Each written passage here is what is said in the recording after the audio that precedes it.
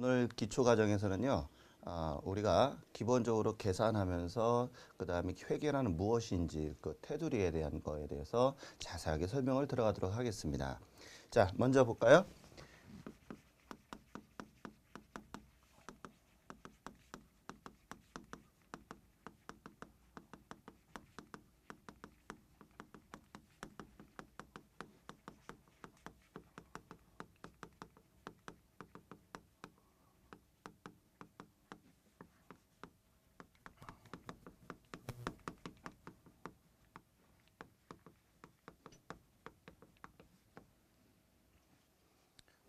자, 우리 이제 북이라는 것을 배울 텐데요. 이 북이라고 하는 것은 무엇인지 그걸 좀 알아야 되는데요. 자, 이 북이라고 하는 것은 원래 장부기록의 줄임말입니다. 그러면 우리가 이 장부기록의 줄임말을 우리가 이제 북이라고 얘기를 하는데요. 자, 우리 북이에 대해서 좀 배워보도록 하겠습니다. 그럼 우리가 장부에다가 적는 것은 어디에다가 적느냐, 어디에서 적느냐 하면 바로 기업이란 데서 적게 되는 것입니다.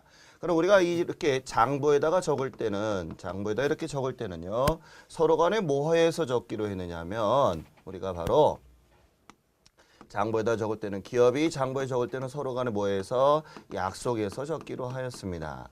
그래서 우리 마음대로 적는 게 아니라 우리가 약속한 말 4가지가 있는데 그 4가지가 뭐가 있는가 한번 볼까요? 자, 이제 앞으로 우리가 돈을 우리는 뭐라고 하느냐면요. 현금이라 하고 그 다음에 우리가 물건을 뭐라고 얘기한다? 물품이라 하고 그 다음에 받을 권리를 우리는 채권이라고 하는 것이고요. 그 다음에 줄 것을 뭐라고 한다? 우리는 채무라고 얘기하는 것입니다. 이렇게 우리가 앞으로 북이라는 것을 장부에 기록할 때는 서로 간에 뭐해서 약속해서 적기로 하였습니다.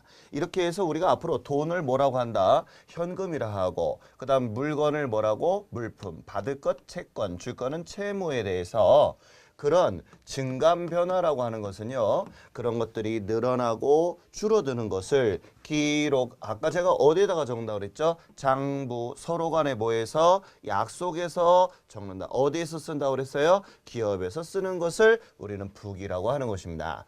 그럼 우리가 기록, 그 다음에 계산, 그 다음에 정리하는 것을 우리는 북이라고 얘기하고 북이는 이렇게 장부에 기록한다는 말을 줄여서 북이라고 한다는 거 알아두시기 바랍니다. 그러면 우리가 이제 기업이 쓰는 데 있어서 서로 간에 뭐 했다 그랬죠? 약속했다 그러는데 이 약속은 비단 우리 대한민국에서만 쓰는 것이 아닙니다. 전 세계인들이 같이 약속해서 쓰는 거거든요. 그래서 우리가 용어만 다르니 언어만 다를 뿐이지 회계를 배운 사람들, 북이를 배운 사람들은 전부 다 공통어처럼 같이 쓴다는 것입니다. 그럼 여기에서 우리가 약속이라고 하는 것은 서로 간에 우리가 약속했다고 하는 것은 인정된 우리가 회계 원칙이라고 생각하셨으면 좋겠네요. 자, 인정된 회계 원칙이라는 얘기는 서로 간에 다 모여서 이건 이런 거야 라고 같이 만들었는데요. 이렇게 약속한 것을 우리가 회계 원칙이라고 그래요. 그래서 우리가 전 세계인들이 이렇게 만든 것을 우리 앞으로 제가 갭이라고 얘기하겠습니다. 그래서 원칙 그러면 갭 이렇게 생각을 좀 해주셨으면 좋겠네요. 자, 그래서 우리가 이렇게 장부에 기록하는 것을 할 때는 서로 간에 이렇게 인정된 회계 원칙 갭에 의해서 우리가 장부에다가 적는 것입니다. 자, 이렇게 장부에 적는 것을 줄여서 뭐라 한다고요? 북이. 그러면 우리가 기업은 과연 어떤 것을 장부에다가 적을 것인가를 좀 알아야 되겠습니다. 자, 제가 예를 들어서 기업을 갖다가 설립을 한다라고 한번 예를 들어 보자고요. 자, 기업을 설립하려면 제일 먼저 뭐가 있어야 되겠습니까? 돈이 있어야 되겠죠. 그 다음에 돈도 있어야 되겠지만 또 우리가 기업을 설립해서 우리 회사도 홍보도 해야 되고 장사한 것을 언제서부터 언제까지 장사한 거에 대해서 자, 이렇습니다라는 것을 보여줘야 된단 말이에요. 그래서 이렇게 장사한 것이 잘했는지 못했는지를 우리가 알리기 위해서 장부에 기록을 하는 것입니다. 그럼 우리가 돈을 우리가 또 다른 말로 재산이라고도 얘기를 하기도 하는데 자, 이런 우리가 재산 상태에 대해서 우리가 알기 위해서 표로 만들어낸 것이 있어요. 그것을 우리는 뭐라고 얘기하냐면요. 재무상태표다라고 얘기하는 것입니다. 그 다음에 장사를 잘했는지 못했는지를 알아보는 것을 우리는 뭐라고 하냐면요. 포괄손익 계산서다라고 얘기하는 것입니다. 이래서 우리가 이 재무상태표 안에는 어떤 것을 우리가 보여주는 것이냐 하면요. 기업을 차릴 때 어떤 거 가지고 차렸느냐 이런 것을 좀 더 구체적으로 담아놓은 표를 우리는 재무상태표예요. 예를 들어서 내가 회사를 차려요. 그러면 뭐가 있어야 돼요? 돈도 있어야 되죠. 그 다음에 또 비품도 있어야 되잖아요. 그 다음에 또 내가 갖고 있는 건물도 있고 또 땅도 있을 것이고 그 다음에 물건을 판매하는 상품서부터 모든 것을 내가 보유하고 있거나 남한테 빌린 것 등을 우리가 한 표에 나타내는 표를 우리는 재무제표라고 얘기하거든요. 자, 우리가 재무제표를 우리가 얘기를 하는데요. 이 재무제표를 우리가 다른 말로 Financial Statement라고 해서 앞으로 제가 FS라고 얘기를 하겠습니다. 그래서 우리 재무제표에는 이렇게 보기 좋게 우리가 약속된 표들을 만들어 놓은 것을 우리가 있어요. 이 외에도 많이 있습니다. 하지만 이 기본적인 것만 알자고요. 자, 다시 한번요. 회사의 재산이 얼마인가 알아보는 표를 우리가 뭐라 한다? 재무상태표. 그 다음에 우리가 회사가 장사를 잘했는지 못했는지를 알아보는 표를 우리는 포괄손익계산서라 하는 거예요. 그래서 이런 것 등을 우리가 보는데요. 자, 이렇게 재산 상태는 어떻게 될까요? 보는 순간을 얘기하는 거잖아요. 그래서 우리는 이거를 뭐라 한다? 일정 시점에 우리는 무엇을 파악한다? 재무 상태를 파악하는 재무제표다라고 보는 것이고 그 다음에 포괄손익계산서라고 하는 것은 장사를 잘하는 것이냐 못했느냐 이걸 보는데 우리가 보통 장사는요 하루 이틀을 해서는 알 수가 없습니다. 이래서 우리가 이것은 우리가 뭐라 하냐면요 일정 기간에 무엇을 알아본다? 경영 성과를 파악하는 것을 우리는 포괄손익계산서라고 그래요. 자, 우리가 이제 이번에 국제회계 기준에 의해서 바뀌었어요. 그래서 국제회계 기준을 우리가 IFRS라고 얘기를 해요. 우리가 종전에 배웠던 것은 K갭이라는 것이 있어요. 자, 이 K갭은 우리 대한민국, 코리아 이런 얘기예요. 그래서 갭은 원래 약자입니다. 그래서 우리가 미국이나 일본의 영향을 많이 받아서 그것을 그대로 우리가 우리나라의 현실에 맞게끔 기업회계 기준이라는 것을 만들었어요. 그런데 이런 것 등이 나중에 다시 배우겠지만 국제회계 기준으로 우리가 바뀌게 됨을 필요성을 느껴서 앞으로 2010년서부터는 우리가 국제회계 기준에 맞춰서 모든 시험이 국제회계 기준에서 나올 거라고 보기 때문에 제가 앞으로 가르칠 때는 국제회계 기준에 의해서 가르치도록 하겠습니다.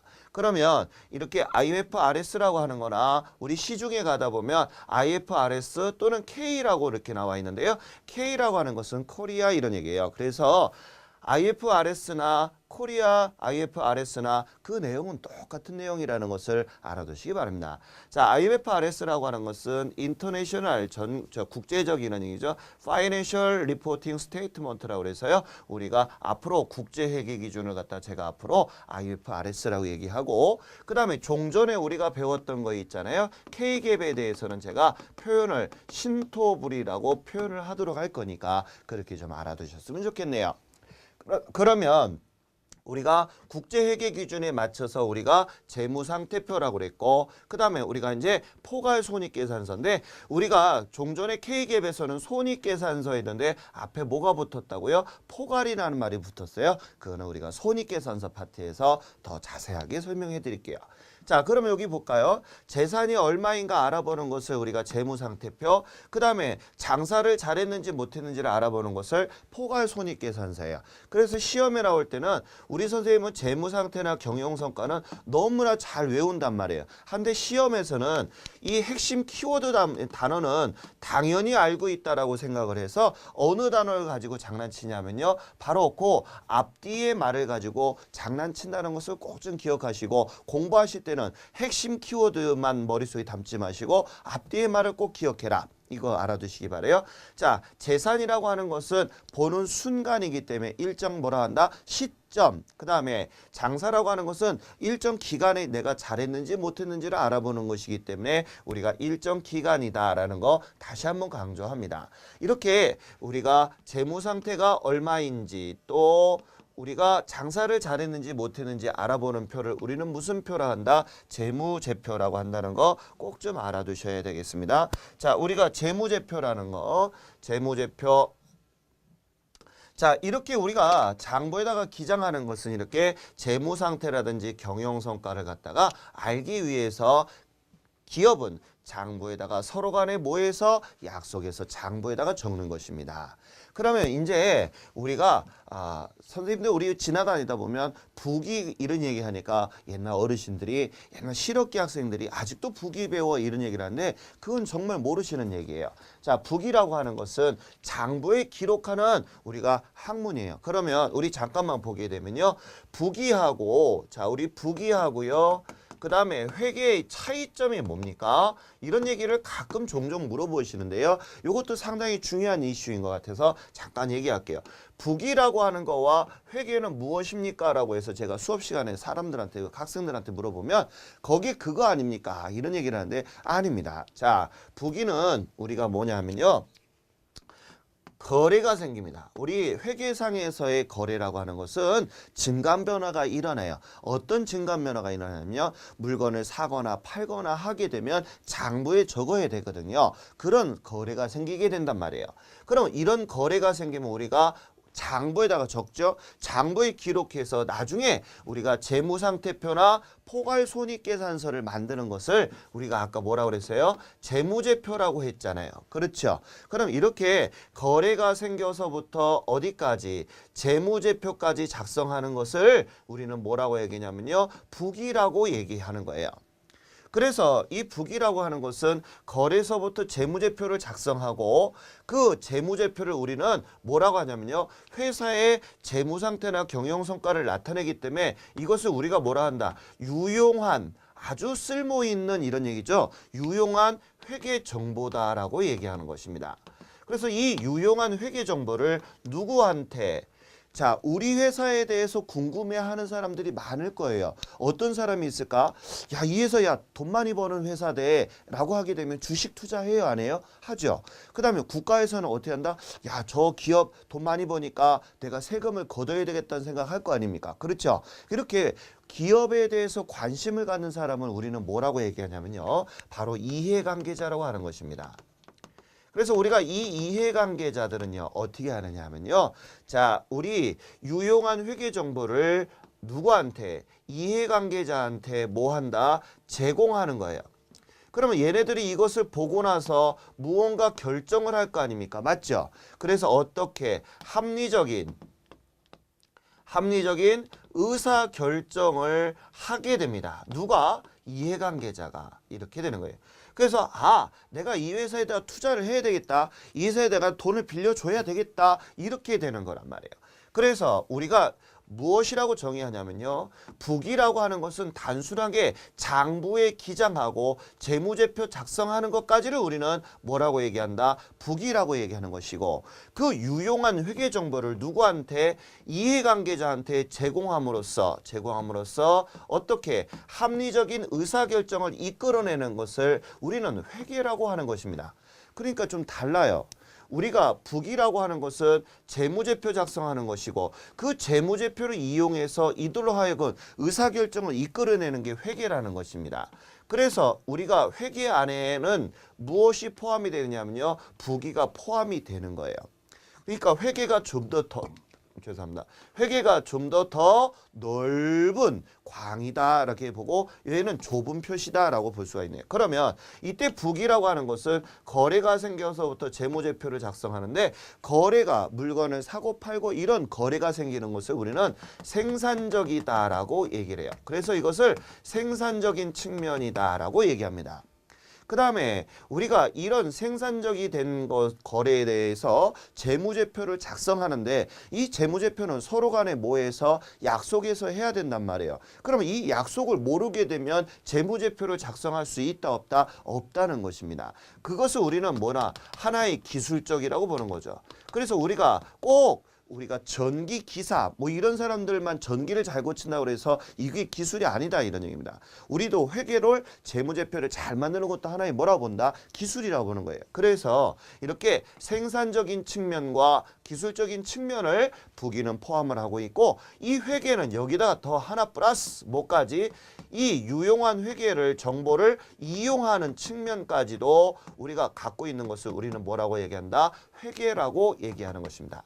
자, 이렇게 해서 우리가 부기와 회계의 차이점에 대해서 잠깐 설명을 했는데요. 앞으로 야, 부기가 뭐냐, 회계가 뭐냐라고 얘기하면 뭐라고 대답하셔야 돼요? 부기는 거래가 생겨서부터 뭐까지 재무제표 작성하는 것까지가 부기라 하고, 그 회계 정보를 가지고서 합리적인 의사결정을 이끌어내는 것을 뭐라고 얘기한다? 회계다, 이렇게 얘기하실 수 있어야 되겠습니다.